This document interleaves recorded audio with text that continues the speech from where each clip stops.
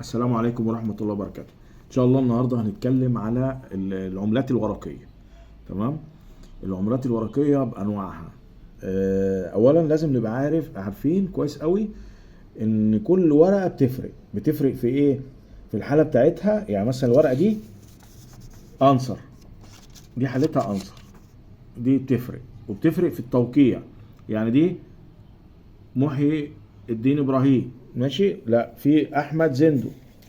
تمام. دي سنة 1974 ودي 78. دي الخضراء ودي الزرقاء.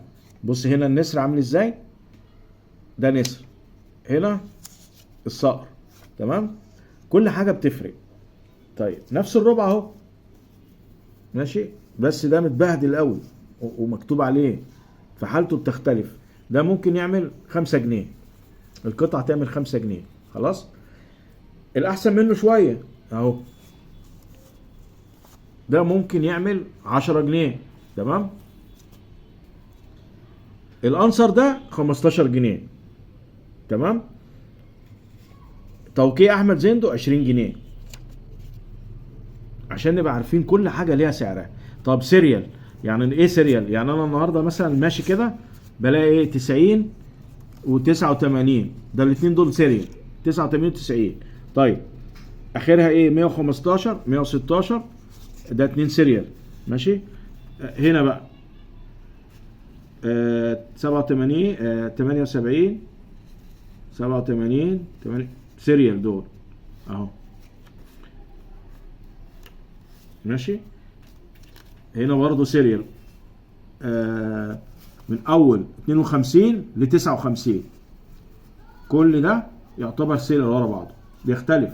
يتباعوا دول مع بعض، لازم ما تبيعش القطعه لانها بتفرق السعر. تمام.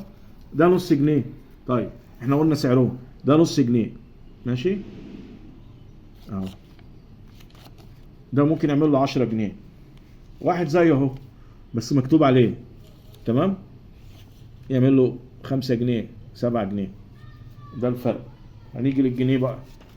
جنيه محترم قوي ويعتبر اباوت انصر، حالته كويسه جدا، العلامه المائيه ظاهره اهي.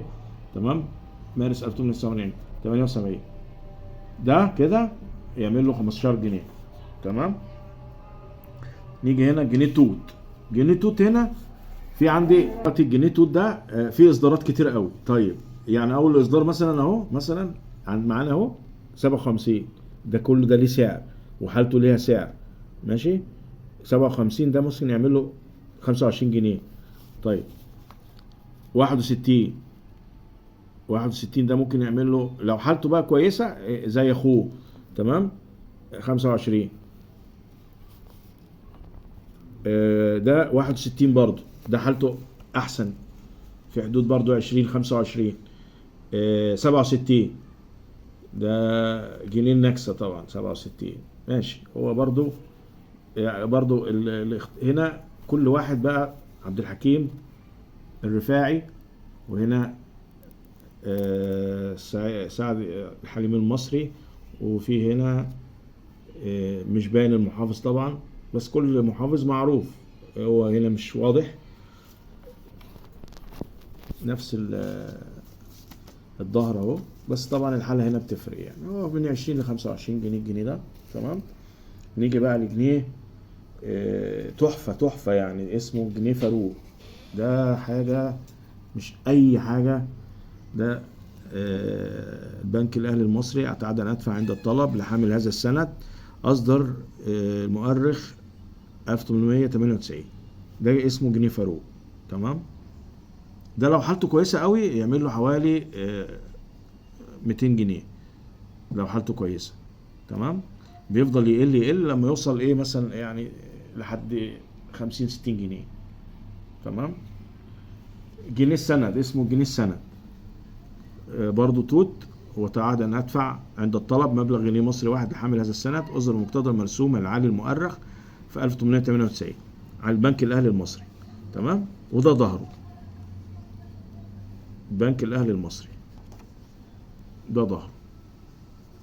برضو الجنيه ده يعني ممكن يعمل له حوالي 90 جنيه 80 جنيه 100 جنيه حسب برضو الحالة. نيجي بقى لل ال 20 جنيه مثلا. ال 20 جنيه الخضرا دي اللي هي بنسميها الحنطور او الكاريتا. تمام. بس شوف الحجم عامله ازاي. كان في خير زمان، بنك المركزي المصري سنه 1979. دي لو انصر 100 جنيه، تفضل تقل لما توصل للحاله دي كده، دي تعمل لها 30 35 جنيه. ال 10 جنيه الحمراء، طبعا ال 10 جنيه الحمراء دي يعني مثلا ممكن تعمل لها في حدود 20 جنيه. طيب لو هي توقيع احمد زندو تعمل لها في حدود 30 جنيه. طيب اهم حاجه ما بتبقاش مكتوب عليها، يعني مثلا ما بقاش في كتابه هنا، تمام، حالتها كويسه ما بقاش فيها قطع. في الحاله دي تعمل لها 40 جنيه لو احمد زندو وانصر. تمام. طيب في برضه هنا جنيه قديم جدا، 10 جنيه قديمه جدا، ده الجنيه النخل اسمه، البنك الاهلي المصري. ده مش هتشوفوه كتير يا جماعه لان ده يعتبر نادر. 10 ده نادر. ده لو حالته كويسه قوي يعمل له حوالي 250 جنيه. في الحاله دي يعمل له 40 جنيه. تمام. هو النهارده ممكن الناس تقول لك ال 10 صاغ دي الزرقاء دي ب 10 جنيه وب 20 جنيه وب 100 جنيه والكلام ده. لا احنا بنبيع مثلا او السعر الطبيعي مثلا الاربعه كده ب 20 جنيه. ماشي. الاربعه ب 20 جنيه، وده القطعه مثلا بحوالي 5 جنيه. 5 جنيه يعني ممكن يعملوا 10 جنيه. دي الاسعار المتداوله المتعارف عليها. واحنا قلنا الورق ان شاء الله يا رب يكون اتكلمنا عن الورق برضو. في حاجات كتير قوي، في 5 جنيه اللي هي القلعه وفاروق، وفي 5 جنيه العنكبوت دي سعرها معدي ال 1000 جنيه. عشان تبقى عارف برضو في حاجات كتير قوي مش موجوده حاليا معايا. تمام. انا بس ساعات لما بقتني الحاجه قبل ما ابيعها بعمل بيها فيديو وبحاول اشرح عشان الناس اللي هي عندها الحاجات دي ومش عارفه قيمتها ايه تبقى عارفه. ونحاول برضو ما يعني نتفرج على الفيديوهات الواقعيه زي ما قلنا، اللي هي بتجيب الاسعار الحقيقيه بالظبط، مش اللي هي تقول لك دي ب 200,000 و50,000 ونص مليون والكلام اللي هو مش منطقي خالص يعني. الحمد لله ان احنا بنوصل المعلومه صح. وكان معاكم احمد عواد. السلام عليكم ورحمه الله وبركاته.